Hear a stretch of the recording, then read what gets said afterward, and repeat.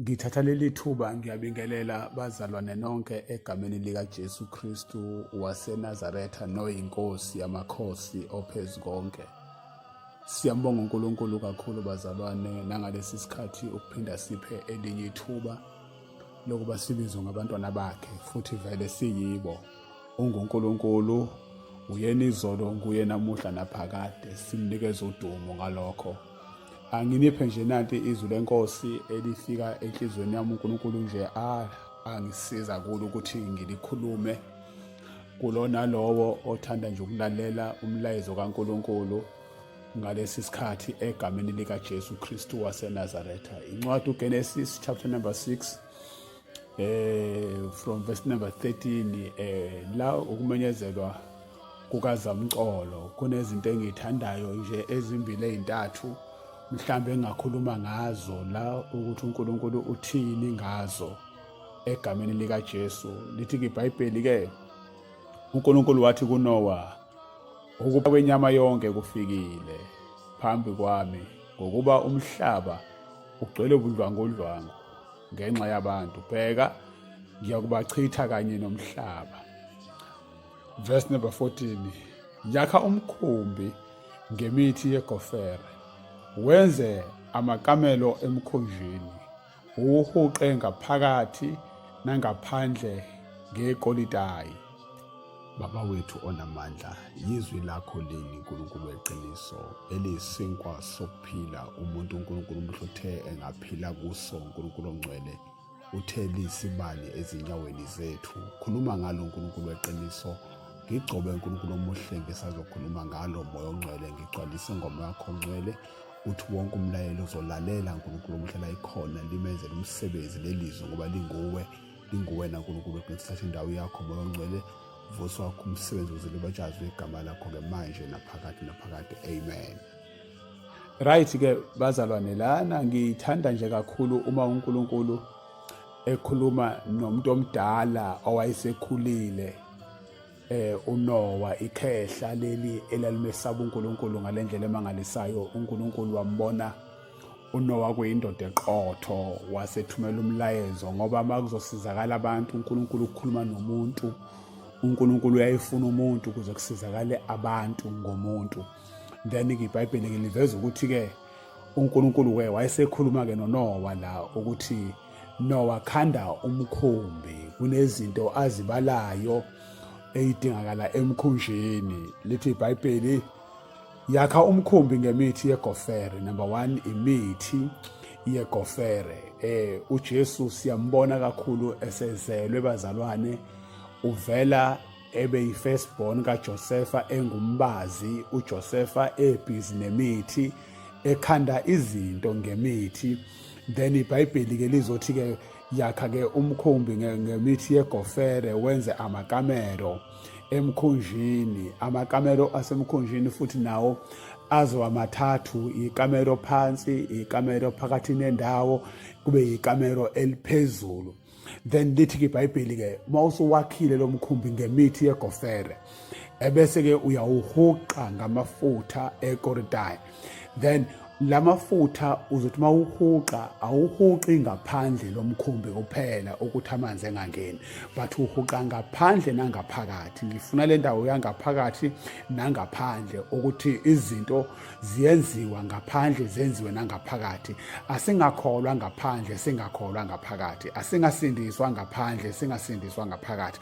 Ngamanye amagama, esikwenzile ngaphakathi asikwenze futhi nengaphandle lethu. Uma sisindiswa sikholwa inkosi uJesu, sivumile ngomlomo kwakho kwahlabeka inhliziyo yethu, ingaphandle lethu alifakaze ukuthi ngempela amafutha ekoritayi asetholakele ngaphakathi, aphinde futhi atholakala nangaphandle, azovikela ukuthi amanzi engavuli nomfantu ukuthi angene affecte izinto ezingaphakathi. Kuba ukungena kwamanzi amancane kuba sekuveleka amanzi amaningi ukuthi angene ngaphakathi azodestroy ukuthi umkhumbi usakwazi ukuphakama.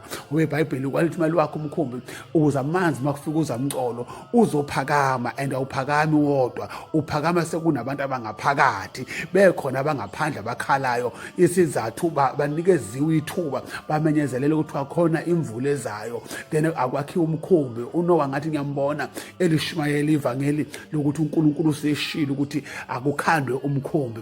Yawadinga amadoda azolekelela ekukhandeni umkhumbi. Abanye beyishola into zabo, abanye bekhuluma kwabo ukuthi thina sibhizi. Waye uNkulunkulu ekhuluma nawe, wayekuyekeleni ebuncaneni bakho, yini ezovela kuso umdala. Then namhlanje kodwa uNkulunkulu mayeseveza umbono ukuthi kuzoba khona isikhathi la umhlaba ngiwuchitha khona, ngizowuchitha, uNkulunkulu uzochitha ngamanzi umhlaba. Lithi-ke iBhayibheli-ke uNowa waqala wawenza umkhumbi and wahambisa njengokusho kwezwi likaNkulunkulu.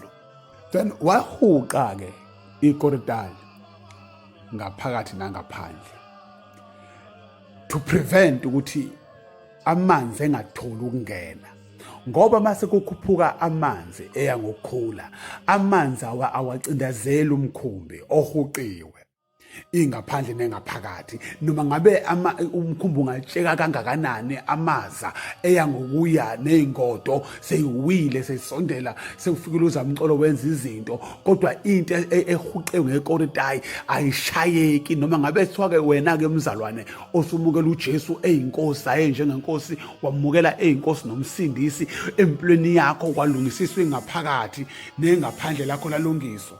Then-ke iBhayibheli lidinga ukuthi-ke umuntu akamukele uJesu, aphile kuye ngaphakathi, ahlale kuyena enhliziyweni.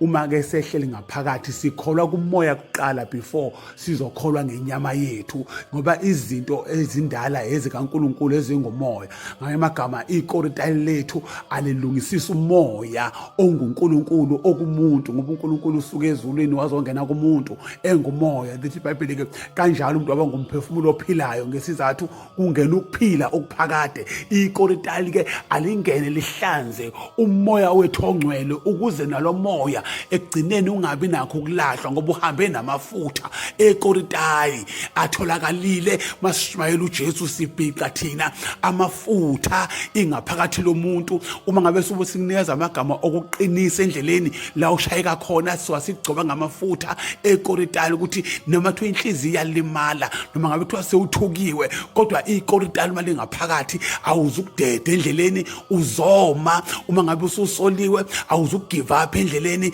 ngenxa ukuthi ikoritali likhona ngaphakathi, alikho ngaphandle kuphela. Abantu bayathanda ukuthi bafundwe ngaphandle, kodwa ngaphakathi kube konakele. Incwadi uyibona iyinhle ngaphandle, uyitshethi na cha incwadi iphethe izindaba ezinhle, kanti ngaphakathi lalo libolile. Namhlanje siphena amakholwa aqoka kahle, futhi masegqokile anikele kamnandi. Inkinga ikoritali ligcine ngaphandle, baya-athenda, baziveza bethembekile kithi bona, kodwa kuNkulunkulu bengathembekanga. Isizathu ikoritali alikho ngaphakathi. Bengifisa ukuthi lona lo lomlayezo alifuni ikoritali ukuthi nakona lize lithole ingaphakathi lakhe, lilungisiswe. Kungafani namathuna acakiwe ngaphandle, wabona emahle amathuna, kanti ngaphakathi kugcwele amathambo abolileyo. Namanje amakholwa abhizi ngalesi sikhathi, ayehla yenyuka amaningi. Sishumayela nawo nakhona ama-social network, sithandaza nawo ama-social network, alungisisi ngaphandle, kodwa ingaphakathi lonakele. Ikoritali akaze lize lifike ngaphakathi.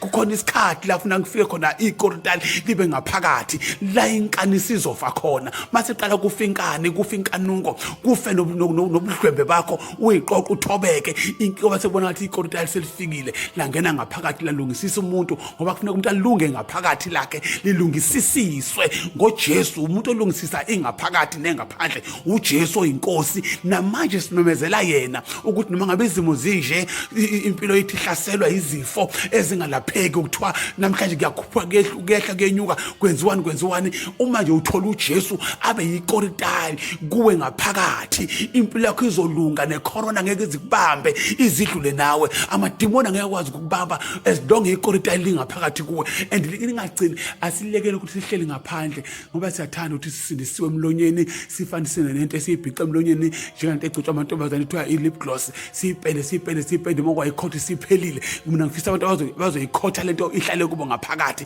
aligcine ingaphakathini lakhe ey'bilini zakhe, ligcine inhliziyo yakhe. Lezi inhliziyo namagqobu, lezi inhliziyo ezonakele ayithole ikoritali, ilungise inhliziyo yomuntu. Elithi iBhayibheli imbi ngumkhohlisi ukuze ingasezi ukukhohlisa inhliziyo, ngoba ayizuqala ikhohlise mina, ikhohlisa wena qala, wena mnikazi wayo, ikhohlisa ngathi u-right kanti awukho right, u-wrong. Athi iBhayibheli kunendlela ebonakala sengathi inhle emehlweni omuntu, yonke lento ibanjwa inhliziyo yakho ukuthi ishode ngekhoritali. uNkulunkulu anibusise nisalalele nonke ezindaweni zonke la nilalele khona.